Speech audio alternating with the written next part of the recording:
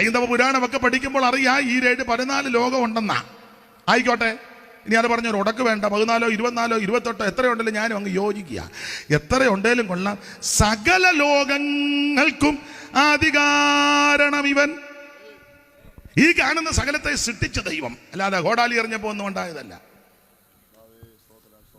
സ്കൂളിൽ പണ്ട് പഠിച്ചതാ. കോടാലി എടുത്ത് അവിടെ നിന്ന് ഒരു ഏറെ, കോടാലി അങ്ങേ മൂല ചെന്നപ്പോൾ ഇതിങ്ങനെ അങ്ങനെ തന്നെ. നമ്മുടെ ഇല്ലല്ലോ ഒരു കോടാലി ഉണ്ടായിരുന്നാൽ മതിയായിരുന്നില്ല, ചെറിയ തലം. പിന്നെ ആലപ്പുഴ തീരദേശത്ത് പോയി ഒറ്റയേറ് നമുക്ക് 10 കിട്ടുകയാണെങ്കിൽ. അല്ല, പണ്ട് അങ്ങനെ സ്കൂളിൽ പഠിച്ചതാ. കന്യാകുമാരി ക്ഷിതിയാദിയായി കോകർണാന്തമായി തെക്ക് വടക്ക് നീളെ അന്യോന്യം അമ്പാശിവർ നീട്ടിവിട്ട കണ്ണോട്ടമേറ്റുണ്ടൊരു നല്ല രാജ്യം. പഠിച്ചതാ, കേരള രാജ്യമേ. പാരം കരിമ്പു പനസം മുളകേലം ഇഞ്ചി കേരം കവുങ്ങ് തളിർ വെറ്റില ഏത്തവാഴ ഈ രമ്യ വസ്തുതകൾ ചേർന്ന് വിളങ്ങുമീ നൽപാരാഗ്ര കൽപ്പതരുമണ്ഡിത നന്ദനാഭം. പണ്ട് പഠിച്ചതാ. ഒരു കാര്യം എന്നെ കേൾക്കുന്നവരോട് വേദപുസ്തകത്തിന്റെ വെളിച്ചത്തിൽ ഉറപ്പിച്ചും നിറപ്പിച്ചും പറയാ, ഇത് വേറെ ആരും സൃഷ്ടിച്ചതല്ല, സർവജ്ഞനായ ദൈവം സൃഷ്ടിച്ചതാ. ഈ ഭൂമിയെയും ഭൂമണ്ഡലത്തെയും ദൈവം സൃഷ്ടിച്ചതാ. അപ്പൊ നമ്മുടെ ആയുസ്സിൽ നമുക്ക് ലഭിച്ച ഭാഗ്യം ഈ സത്യദൈവത്തെ ഭജിക്കുക എന്നുള്ളതാണ്. അതാ സുവിശേഷം, യേശു ക്രിസ്തു. അപ്പൊ ശ്രദ്ധിക്കുക, ഈ സുവിശേഷം വന്നത് കൊണ്ടാണല്ലോ സകല സ്ഥിതിക്ക് മാറ്റം വന്നത്. എല്ലാം പറയാൻ നേരമില്ല. കർത്താവിന് മഹത്വം. വിദ്യ അഭ്യസിക്കാനിടയായത് സുവിശേഷം വന്നത് കൊണ്ടാണ്. പള്ളിക്കൂടത്തിൽ കയറ്റുകാലായിരുന്നൊരു കാലത്ത്. പള്ളിക്കൂടത്തിൽ ഇരുത്തുകയില്ല. അത് കുറച്ച് പേരൊക്കെ മാത്രം പഠിക്കും. തന്നെയല്ല, സംസ്കൃതം മിണ്ടിപ്പോകരുതെന്നാ. ഞാനും മിണ്ടിയാൽ അതൊക്കെ മിണ്ടുന്ന ആൾക്കാരുണ്ട്, നമ്മൾ മിണ്ടരുത്. പാത്ത് നിന്ന് കേൾക്കുക പോലും ചെയ്യരുത്. കേട്ടാൽ ചെവിക്കകത്ത് ഈ ഒരുക്കി ഒഴിക്കും തള്ളേ. മിറ്റോടിക്കാൻ ചെല്ലുമ്പോൾ സംസ്കൃതം അവർ പറയുന്നങ്ങാനും എന്നാൽ ഈ ഒരു ഉരുക്കി ഒഴിക്കും. ഉച്ചരിക്കരുത്, നാവ് പിഴുതെടുക്കും. കാരണം ദേവഭാഷയാണ്, ദേവഭാഷ. അത് വേറെ ആരും കയറി ചൊല്ലരുത്, അത് അവർ ചൊല്ലിക്കോളും. ഏവമുക്തം കൃഷികേശം കൂടാകേശേന പാരത അതിപൂതം കിം പ്രോക്ത ആദ്യ ദൈവം കിമുച്ഛത എന്നൊക്കെ അവർ ചൊല്ലിക്കോളും. സ്തോത്രം. മിണ്ടിപ്പോകരുത്. അപ്പം വിദ്യ അഭ്യസിക്കുവാൻ അനുവദിക്കത്തില്ല. പള്ളിക്കൂടത്തിൽ കയറ്റുകയല്ല. വെള്ളത്തുണി കൊടുത്ത് നടക്കാൻ അനുവദിക്കുകയല്ല. റോഡിൽ കൂടെ പട്ടിക്കും പന്നിക്കും എല്ലാം നടക്കാം, മനുഷ്യന് നടക്കാൻ മേല. ഇത്ര അടി ദൂരെ ഓരോ ജാതി, അങ്ങനെയുള്ള അയിത്തമുള്ള കാലം. ആശുപത്രിയിൽ എല്ലാവരെയും ഒന്നും കയറ്റുകയല്ല. ഇനി കയറിയാൽ തന്നെ പരിശോധിക്കുകയില്ല. അപ്പോത്തേക്കിരി അടുത്ത് വന്നിരുന്ന് പരിശോധിക്കത്തില്ല. കുഴലുമൊക്കെ വെച്ച് നോക്കുകയില്ല, അങ്ങനെ നോക്കുകയില്ല. അതൊക്കെ വേറെ ആൾക്കാർ. പണ്ടും കണ്ടിട്ടില്ല, മരുന്നെല്ലാം കൂടെ കലക്കി വയ്ക്കുക. എല്ലാവർക്കെല്ലാം അതിന് കോരി അങ്ങ് കുടിക്കുക. 10 കുടം കൂട്ടുന്ന കുപ്പിക്കകത്ത് മണ്ണെണ്ണ കുപ്പി പോലെ കുപ്പിയായിട്ട് തള്ള വെളുപ്പിനെ അത് കോരി കൊണ്ടുവന്ന് അവിടെ മുതൽ കുലുക്കി കുടിച്ചാൽ ഈ വരുന്നത് കണ്ടിട്ടില്ലേ, ഇഷ്ടം പോലെ. അപ്പം അന്ന് ഇതൊന്നും അനുവദനീയമല്ല. ദൈവത്തിന് മഹത്വം. ആഭരണം ധരിക്കാൻ ഒക്കുകയില്ല. കല്ലുമാല അഥവാ ആഭരണം ധരിക്കാൻ ആൾക്കാരും താഴേക്കിടയിലുള്ളവർക്ക് പൂതി ഉണ്ടെങ്കിൽ കല്ലുകൊണ്ട് മാല. പിന്നെ വരിക്കപ്ലാവിൻ്റെ ഇതുണ്ട്, അത് ചൊട്ട വരുന്നതിൻ്റെ അത് ഉണങ്ങിയത് കിട്ടും. ഉണങ്ങിയത് അതിൻ്റെ വീട് താഴേക്ക് ഒന്ന് ഉണങ്ങി നല്ല കട്ടിയ അത് കാതേൽ ഇടും. അങ്ങനെയൊക്കെയാണ് ഇതൊക്കെ ചരിത്രമായി പറയുന്നത്. ഇങ്ങനെയുള്ള കാലങ്ങൾ അവയവത്തിന് കരം കൊടുക്കണം. പണ്ടൊരു അമ്മയ്ക്ക് കരം കൊടുക്കാൻ കാശിലഞ്ഞിട്ട് അവയവം ചെത്തിക്കൊടുത്ത ആ സ്ഥലത്തിന് ഇപ്പോഴും ആ അവയവത്തിൻ്റെ പേരാ ആലപ്പുഴയ്ക്കെടുത്ത. അങ്ങനെയുള്ള കാലം. അടിമക്കച്ചവടം, അടിമച്ചന്തകൾ. അപ്പനെയും അമ്മയും മക്കളെയും കൂടെ കൊണ്ട് ചന്തയെ വില പറയും. മിണ്ടാനൊക്കത്തില്ല. ചിലർ അമ്മയെ മേടിച്ചുകൊണ്ട് പോകും, കൊച്ചുങ്ങളും അപ്പനെ നോക്കി നിൽക്കുക. ചിലടത്ത് അപ്പനെ പിടിച്ചുകൊണ്ട് പോകും, അമ്മയും മക്കളും നിശകരായിട്ട് നോക്കി നിൽക്കുക. മിണ്ടാനൊക്കത്തില്ല, കണ്ടിക്കും. അങ്ങനത്തെ കാലമാണ്. മാടോട് ചേർത്ത് മനുഷ്യനെ വെച്ച് കണ്ടം കൂട്ടി വിടുമ്പം ഇപ്പറേ മനുഷ്യൻ അപ്പുറേ മാട് കലപ്പ വെച്ച് വിടുക. മാട് കയറി പോകുമ്പോൾ മനുഷ്യനും പൊക്കണം. പോയില്ലേ പുറന്നിറുക ചാട്ടയ്ക്ക് അടിക്കും. അടിക്കാൻ ആളിനെ അവിടെ നിർത്തിയിരിക്കുക.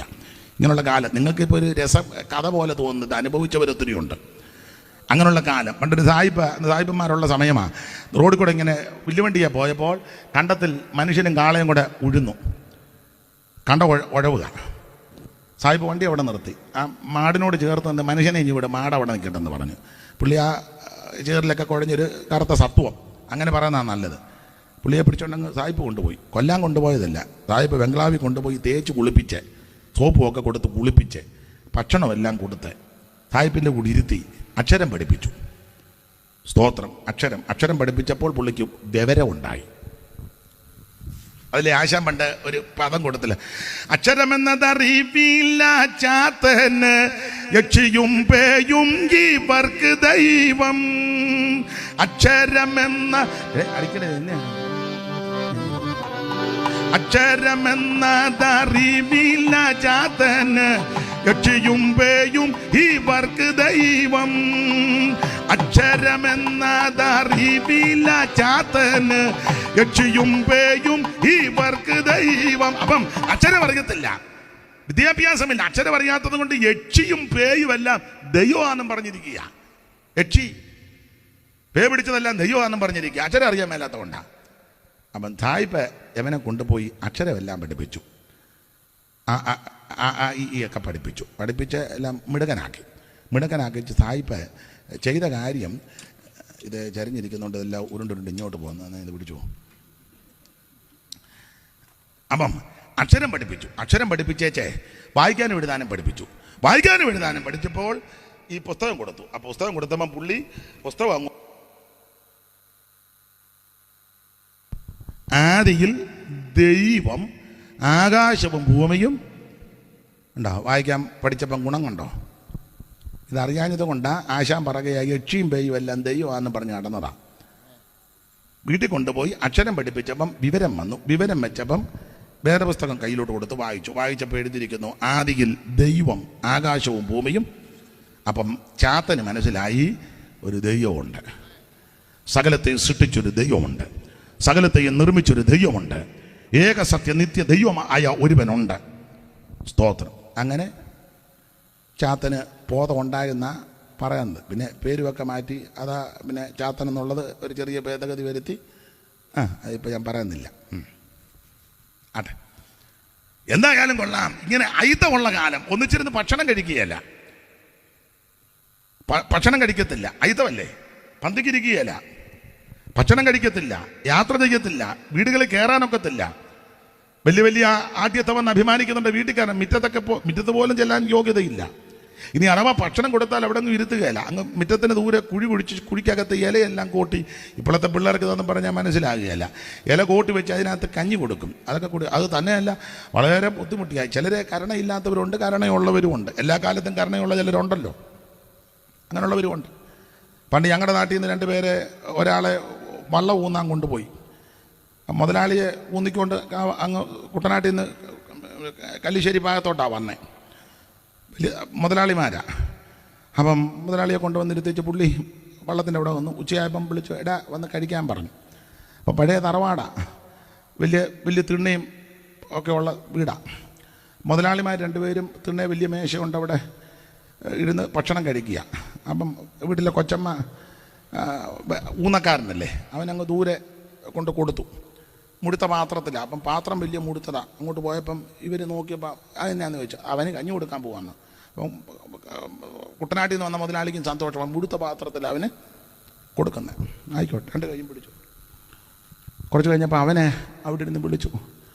പഴയ ഭാഷയല്ലേ, അമ്പരാനെ ഇങ്ങോട്ടൊന്ന് വരണേന്ന് പറഞ്ഞു. എന്തുവാടാ കഞ്ഞി കുടിച്ചില്ലേ, ഒന്ന് വരാൻ പറഞ്ഞു.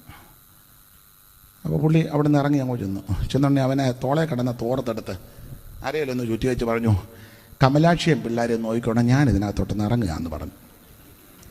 കാരണം ഇവൻ കൈകൊണ്ട് തപ്പിയിട്ടൊന്നും പറ്റ് കിട്ടുന്നില്ല, ഇഷ്ടംപോലെ വെള്ളമാണ്, ഇവിടം വരെ വെള്ളമായി. അപ്പോൾ ഇനി മനസ്സിലായി ഇനി ഇറങ്ങാതെ പണി നടക്കുകയില്ല. അപ്പം അവൻ ചിന്തിച്ചത് സരസമാന്നേലും ഇതിനകത്ത് അങ്ങനെ ഇറങ്ങി വെള്ളം കുടിച്ച് ചത്തു പോയാൽ തമ്പുരാനോട് പറഞ്ഞ് കമലാക്ഷിയും പിള്ളേരെയും നോക്കിക്കോണം, ഞാൻ ഇതിനകത്തോട്ടൊന്ന് ഇറങ്ങാൻ പോകണം. അല്ല അങ്ങനത്തെ കാലം ഉണ്ടെന്നായി പറഞ്ഞത്. അല്ല ഇപ്പോഴും നമ്മുടെ ഇടയിലും ഉണ്ടല്ലോ വേറെ കൃത്യമുള്ളവർ ഇല്ലേ? ആരും ഒന്നുമില്ല, എല്ലാം നല്ല ഗബ്രിയേൽ കുഞ്ഞുങ്ങളെല്ലാം വന്നിരിക്കുകയല്ലയോ. അത് പാടില്ല, ദൈവത്തിൻ്റെ മഹത്വം. അപ്പം ഇതിനെല്ലാം മാറ്റം വരുത്തിയത് ഈ സുവിശേഷം വന്നത് കൊണ്ടാണ്. ദൈവത്തിൻ്റെ മഹത്വം ഞാനെപ്പോഴും ചൊല്ലുകയും പാടുകയും ചെയ്യും. പണ്ട് ചിങ്ങവനത്തെ ഞങ്ങളുടെ ഒരു പഴയ ഒരു അച്ചായനുണ്ടായിരുന്നു. ഈ ആശുപത്രിയിലെ ഈ വേണ്ടാതിൻ്റെ എല്ലാം കണ്ട് പുള്ളി ഒരു പാട്ടെഴുതി. ഈ സാധുക്കൾ ചെന്നാലൊന്നും പരിശോധിക്കുകയില്ല, മരുന്നും ഒന്നും കൊടുക്കുകയില്ല. അവർക്ക് കിട്ടേണ്ട മരുന്ന് ഇവർ വേറെ വഴി കൂടെ വിറ്റ് അവർ കാശടിക്കും. വേറെ ആൾക്കാർ വന്നാൽ അവർക്ക് മരുന്നൊക്കെ കൊടുക്കും. അപ്പോൾ പുള്ളി ഇതെല്ലാം കൂടെ കണ്ടേച്ച് ഒരു പാട്ടെഴുതി. ആശുപത്രികൾ ഈ വിധമായാൽ സാധുജനങ്ങൾ എന്തുഗതീവറും ആകുലം തീർപ്പാൻ എന്തു വഴി. അപ്പോൾ ഇങ്ങനെയുള്ള കാലമുണ്ടായിരുന്നു. ബാക്കി പാടുന്നില്ല, ദൈവത്തിൻ്റെ മഹത്വം. അപ്പോൾ ഈ കാലത്തിനും ഈ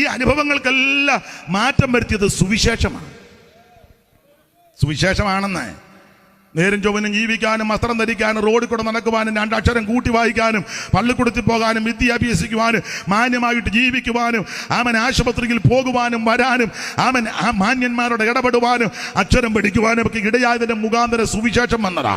അതുകൊണ്ട് എവിടെ ഉയർത്താൻ പറ്റുന്നതാ സുവിശേഷം, ആരോടും പറയാൻ പറ്റുന്നതാ സുവിശേഷം. ഇത് നിർബന്ധിച്ചൊന്നുമല്ല, കാര്യം പറയുക, നിനക്കിഷ്ടമുണ്ടെങ്കിൽ അംഗീകരിച്ചാൽ മതി. ഇതാരെ നിർബന്ധിക്കുകയോ സമ്മർദ്ദം ചെലുത്തിയോ ഒന്നും കാര്യം അങ്ങ് പറയുക, ഇഷ്ടമുണ്ടെ അംഗീകരിക്കുക. അത് അവനവന് സ്വാതന്ത്ര്യമുണ്ടല്ലോ. സ്തോത്രം. ഇന്ന് വരെ നമ്മൾ പെന്തിക്കോസുകാര് ആരെയും നിർബന്ധിച്ച് ഇതിനകത്ത് കൊണ്ടുവന്നിട്ടില്ല. ഭീഷണിപ്പെടുത്തി കൊണ്ടുവന്നിട്ടുണ്ടോ? രക്ഷിക്കപ്പെടാനില്ലേ കത്തി കയറ്റും. സ്തോത്രം. ഇന്ന് രാത്രി രക്ഷിക്കപ്പെട്ടില്ലേ അലവാങ്കൻ അടിച്ച് നിന്നെ തല തകർക്കും. ഒറ്റ ഉപദേശമാര് പറഞ്ഞിട്ടില്ല, പറയത്തുമില്ല. ഏതേലും ഒരുത്തം പറഞ്ഞാൽ അവനെ നമ്മുടെ സ്ഥലത്ത് കൊണ്ടുപോകണം. ഏതാ ദൈപ്പാശ അങ്ങ് കൊണ്ടുപോക്കണം, നമ്മുടെ സെൻറ്ററിലോ അല്ല ഈ കൊട്ടാരക്കല്ലോ. ഏതേലും മട്ടൻ പറയുക, നീ യേശുവിനെ അറിഞ്ഞില്ലെങ്കിൽ അലവാൻ കൊണ്ട് തലയടിച്ച് പൊട്ടിക്ക് വന്ന് ഏതേലും മട്ടൻ പറഞ്ഞാൽ അവനെ സെൻറ്ററിൽ നിർത്തരുത്, ഈ താലൂക്കിൽ നിർത്തരുത്, നേരെ തിരുവനന്തപുരം സൈഡിലോട്ട് പൊക്കോണം. ഇന്ന് വരെ ആരും പറഞ്ഞിട്ടില്ല, പറയത്തില്ല. അതല്ല നമ്മുടെ മാർഗം. ഇത് ഭീഷണിപ്പെടുത്തുകയും ഭയപ്പെടുത്തുകയും നിർബന്ധിച്ച് പറയുന്നില്ല. രക്ഷ സൗജന്യമാണ്. ഇപ്പൊ നമ്മൾ മാധ്യമങ്ങളിലൊക്കെ കണ്ടുവരുന്നല്ലോ, ഭീഷണിപ്പെടുത്തി പറയണമെന്ന് പറഞ്ഞല്ലേ പറയിപ്പിക്കുന്നത്. തിരിച്ചേ ഭീഷണിപ്പെടുത്തി പറയിപ്പിക്കല്ലേ. പറ, മുന്നേ നടക്കുന്ന കീഴായി വിളിക്കുന്നു, പിന്നെ നടക്കുന്ന കുന്തമായിട്ട് നടക്കുന്നു, സ്വോത്രം ഉപദ്രവിക്കുന്നു, തല്ലി ഇത് തല്ലി പറയിപ്പിക്കുന്ന മാർഗമല്ല, ഇത് സന്തോഷത്തോടെ പറയേണ്ട മാർഗമാണ്. ഞാൻ ഇടയ്ക്ക് ഇപ്പൊ കയറി ഒന്ന് പറഞ്ഞതേ ഉള്ളു. നാളെ ചേട്ടാ വിരുപ്പാശപ്പമ്മ പ്രാള വഴിയോടി ഇത് ഇപ്പൊ എന്നാ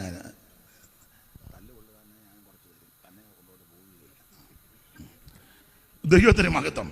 ഇത് നിർബന്ധം കൊണ്ടോ സമ്മർദ്ദത്താലല്ല. യേശുക്രിസ്തു ഏകരക്ഷകൻ, യേശുക്രിസ്തു ഏകദൈവം, യേശുക്രിസ്തു സത്യദൈവം, യേശുക്രിസ്തു നിത്യദൈവം, യേശുക്രിസ്തു സാക്ഷാൽ ദൈവം. ഇത് ഞങ്ങൾ അറിയിക്കുക. നിനക്ക് ഇഷ്ടമുണ്ടേ വിശ്വസിച്ചാൽ മതി. ഇത് നിർബന്ധമല്ല, സമ്മർദ്ദമല്ല, പരപ്രേരണ കൊണ്ടല്ല. അനുഭവിക്കുന്നവരെ ഓർത്ത് ദൈവത്തെ സ്തുതിക്കുക. എന്തായാലും ഒരു കാര്യം ഉറപ്പിച്ചും തറപ്പിച്ചും പറയുക, സുവിശേഷം വന്നത്, അതിന് മാറ്റം വന്നത്. സ്തോത്രം, സ്തോത്രം. ആശാൻ പണ്ട് പാടിയല്ലോ. ആശാൻ എൻ കുമാരൻ ആശാൻ SNDP യോഗത്തിന്റെ പ്രഥമ അധ്യക്ഷനായിട്ടൊക്കെ ഇരുന്ന മഹാനായ ആ മഹാകവി എൻ കുമാരൻ ആശാൻ തോന്നക്കല്ലേ. അപ്പോൾ അനേകം ദുരവസ്ഥ, ഇവിടുത്തെ അവസ്ഥയെല്ലാം കണ്ട് എഴുതിയത് ആ ദുരവസ്ഥ, ഇവിടുത്തെ അവസ്ഥയൊക്കെ വല്ലാത്ത അവസ്ഥയായിരുന്നല്ലോ.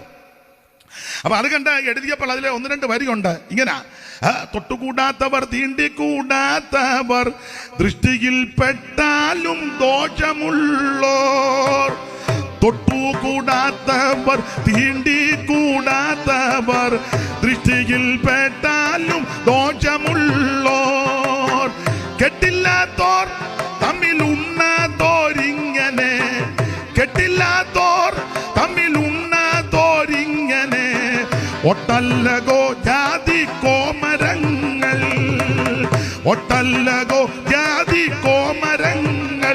അപ്പോൾ ജാതിക്കോമരങ്ങൾ കലിതുള്ളിയ കാലം, അയിത്തമുള്ള കാലം, ഇതിനെല്ലാം മാറ്റം വരുത്തിയത് സുവിശേഷം വന്നതുകൊണ്ടാണ്. അധികം വിസ്തരിക്കുന്നില്ല. കർത്താവിന് മഹത്വം. എവിടെയും ഉയർത്തുവാൻ, പറയുവാൻ, ഘോഷിപ്പാൻ പറ്റിയ ഒന്നേ ഉള്ളൂ സുവിശേഷം. നരഭോജികളെ നരസ്നേഹികളാക്കി മാറ്റിയ മാർഗമാണ് സുവിശേഷം. എത്രയെത്ര തകർന്ന കുടുംബങ്ങൾ, എത്രയെത്ര മുടിഞ്ഞുപോയ കുടുംബങ്ങൾ ഈ സുവിശേഷത്താൽ രക്ഷപ്പെട്ടു. മദ്യപാനത്തിലും മെറിക്കൂത്തിലും പുകവലിയിൽ ലഹരി പദാർത്ഥത്തിലും പാപകൃതികളിലും അകപ്പെട്ട് കുടുംബമെല്ലാം കുളം തോണ്ട് നശിച്ച്, എൻ്റെ ഭാഷ പറഞ്ഞാൽ നശിച്ച് മുടിഞ്ഞ് നേരണക്കല്ല് പിടിച്ച കുടുംബങ്ങളെല്ലാം യേശുവിനെ എറിഞ്ഞ് രക്ഷ പ്രാപിച്ചിട്ടുണ്ട്. മറ്റൊരുത്തനും രക്ഷയില്ല. നാം രക്ഷിക്കപ്പെടുവാൻ ആകാശത്തിന് കീഴിൽ മനുഷ്യരുടെ ഇടയിൽ നൽകപ്പെട്ട ഒരേ ഒരു നാമം യേശുവിന്റെ പരിശുദ്ധ നാമം. Praise the Lord. എന്താ യേശുവിന്റെ വിശേഷത? നിങ്ങൾ ശ്രദ്ധിച്ച്, യേശുവിനെ പറ്റി അല്ലയോ ലോകം മുഴുവൻ, ലോകരാജ്യങ്ങൾ മുഴുവൻ യേശുവിനെ പറ്റി ഞാൻ പറയാനുണ്ട്. കടവൊക്കെ എടുത്ത് പറയുന്നതാ, എങ്കിലും സന്ദർഭം വന്നുകൊണ്ട് പറയാ. ദൈവത്തിന് മഹത്വം. യേശു ഒരൊറ്റ പുസ്തകം എഴുതിയിട്ടില്ല, പക്ഷെ യേശുവിനെ പറ്റി എന്തും വേണ്ട പുസ്തകം എഴുതിക്കൊണ്ടിരിക്കുന്നു. ഒറ്റ പുസ്തകം യേശു. ആകെ കൂടെ യേശു എഴുതിയത് മണ്ണില്ല, ഇല്ല തള്ള വന്നപ്പോൾ അല്ലേ പക്ഷേ അള്ളനെ ഓടിച്ചവന്മാരെല്ലാം കൂടെ കൊണ്ടുവന്ന് ഗുരു ആദ്യം കല്ലെറിഞ്ഞ് പ്രാർത്ഥിച്ച് ഉദ്ഘാടനം ചെയ്യണം. പിന്നെ ബേബി എറിയും, അവൻ പഴയ ഏറുകാരനാണ്. തങ്കച്ചനെറിയും, അവന് ഉന്നമുള്ളവനാ. ഇതൊക്കെ പറഞ്ഞായി നിൽക്കുന്നത്. അന്നേരം ആകെ കൂടെ യേശു എന്തുവാ എഴുതിയെന്നും ഒന്നും പുസ്തകത്തിലില്ല. അങ്ങനെ ഒരു എഴുത്തേ കാണുന്നുള്ളൂ. പക്ഷേ യേശുവിനെ പറ്റി അത് ലക്ഷക്കണക്കിന് പുസ്തകം എഴുതിക്കൊണ്ടിരിക്കുക. അതാ യേശുവിൻ്റെ മഹിമ. സ്തോത്രം. ഞാൻ പറയണം എഴുതണമെന്ന് ഓർത്തിരിക്കുക. സ്തോത്രം. പിന്നെ എത്ര പേരാ വിദ്യാഭ്യാസം ഉള്ളവനും ഇല്ലാത്തവനും സ്തോത്രം ഡോക്ടറും റവറൻറ്റും എല്ലാം എഴുതുകയല്ലേ. 10ാം ക്ലാസ്സിൽ തോറ്റ പുള്ളി എഴുതുക, പള്ളിക്കൂടത്തിൽ പോകാത്ത ആളും എഴുതുക. അതൊക്കെ അങ്ങനെ എഴുതുന്ന എല്ലാവരും അങ്ങ് എഴുതുക. യേശു ഇന്ന് വരെ ഒരു പുസ്തകം എഴുതിയിട്ടില്ല, പക്ഷേ യേശുവിനെ പറ്റി കോടിക്കണക്കിന് പുസ്തകമാണ്. സ്തോത്രം. അതാ യേശുവിൻ്റെ മഹിമ. യേശു ഇന്ന് വരെ ഒരു പാട്ട് പാടിയതായിട്ട്, പിന്നെ ആകെ കൂടെ ഉള്ളത് സ്തോത്രം പാടിയിട്ട് ഒലിവുമലയ്ക്ക് പോയെന്നുണ്ട്, അല്ലാതെ പാട്ട് പാടിയതായിട്ട് ഇല്ല. യേശുവിനെ പറ്റി എന്തും വേണ്ട പാട്ടാ. അയ്യോ, എത്ര ഇപ്പോൾ ചുമ്മാ ഇരുന്ന് പിന്നെ എഴുതുന്നുണ്ടല്ലോ. നമ്മുടെ സഭയിലും പറയില്ലേ, ഭാഷ ഇന്നലെ രാത്രി ദൈവം തന്ന പാട്ടാ. ആട്ടെ, എന്തോ അമ്മാമ്മ, ഞാനങ്ങോട്ട് ചെന്നപ്പോൾ യേശു ഇങ്ങോട്ട് വന്നു. അതള്ളയുടെ പാട്ട്. ഞാനങ്ങോട്ട് ചെന്ന് ഒട്ടാരക്കര വെച്ചായിരിക്കും. ഞാനങ്ങോട്ട് ചെന്നപ്പോൾ യേശു ഇങ്ങോട്ട് വന്നു, ഞങ്ങൾ തമ്മിൽ കണ്ടല്ലോ, ഹല്ലേലൂയ. ഇതാ തള്ളയുടെ പാട്ട്. എന്നാലും പാട്ട് ചുമ്മായിരുന്നു എഴുതുകയല്ലേ. യേശു ഇന്ന് വരെ ഒരു പാട്ട് എഴുതിയിട്ടില്ല, പക്ഷേ യേശുവിനെ പറ്റി എത്രയോ പാട്ടുകൾ എഴുതിക്കൊണ്ടിരിക്കുക. അതാ യേശുവിൻ്റെ മഹിമ. ഇന്ന് വരെ ഒരു പുസ്തകം യേശു എഴുതിയിട്ടില്ല, പക്ഷേ യേശുവിനെ പറ്റി ഇപ്പോഴും പുസ്തകം എഴുതിക്കൊണ്ടിരിക്കുക. യേശു ഇന്ന് വരെ ഒരു പാട്ട് എഴുതിയിട്ടില്ല, പക്ഷേ യേശുവിനെ പറ്റി ദൈവത്തിന് സ്തോത്രം. വന്നിട്ടുമിൻ മാനവരെ ബോബസിൻ കാലായിൽ, വന്നിട്ടുമിൻ മാനവരെ ബോബസിൻ കാലായിൽ, തൻ പകലിൽ വേല ചെയ്യും തൻ ജനത്തിൻ കൂടെ, തൻ ജനത്തിൻ കൂടെ.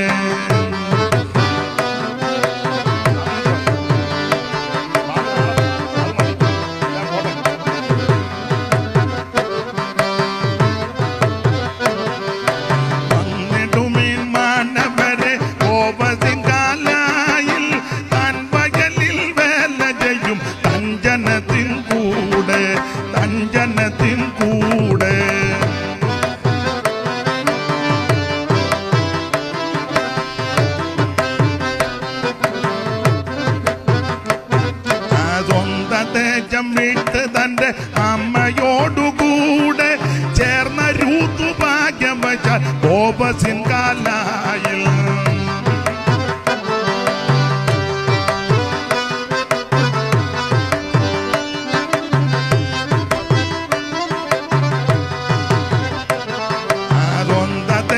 വിട്ട് തന്റെ അമ്മയോടുകൂടെ ചേർന്ന രൂതു ഭാഗ്യം വച്ചാൽ ബോബസിൻ കാലായിൽ.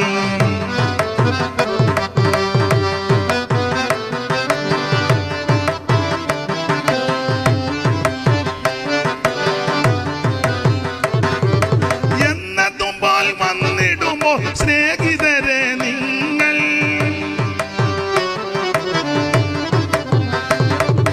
എന്നതുമ്പോൾ വന്നിടുമോ സ്നേഹിതരെ നിങ്ങൾ, നിങ്ങളിൽ വാതിൽക്കൽ നിന്ന് മുട്ടിടുന്നു നാഥൻ.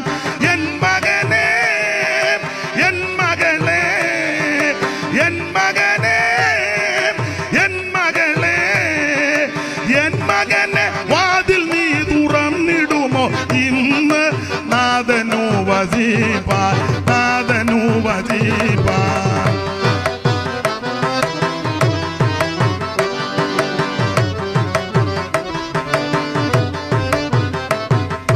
വന്നിടുമിൻ മാനവരെ ബോബസിൻ കാലായിൽ, തൻ വയലിൽ വേല ചെയ്യും തൻ ജനത്തിൻ കൂടെ, തൻ ജനത്തിൻ കൂടെ, തൻ ജനത്തിൻ കൂടെ. കരമുയർത്തി ദൈവത്തിന് മഹത്വം കൊടുത്താട്ടെ. യേശുക്രിസ്തു എല്ലാവരും വലിയവൻ, മറ്റൊരുത്തനും രക്ഷയില്ല. രക്ഷിക്കപ്പെടുവാൻ ഒരേ ഒരു മാർഗം, ഒരേ ഒരു വഴി യേശുക്രിസ്തു മാത്രം. ഇന്ന് പ്രസംഗം നിർത്തുക. 9 മതി. നാളെ നമുക്ക് നേരത്തെ തുടങ്ങാം. മുഖവര പറഞ്ഞതേ ഉള്ളൂ. നാളെ നമുക്ക് ബാക്കി ദൈവം അനുവദിച്ചാൽ ചിന്തിക്കാം. ചിലർക്ക് എന്നെ പറ്റി ഒരു ധാരണയുണ്ട്, അയാൾക്ക് ബോധവും വിവരവും ഉള്ളവനല്ല, സമയത്ത് നിർത്തുകയല്ല. ചില ബോധമുണ്ടെന്ന് പിടികിട്ടിയല്ലോ.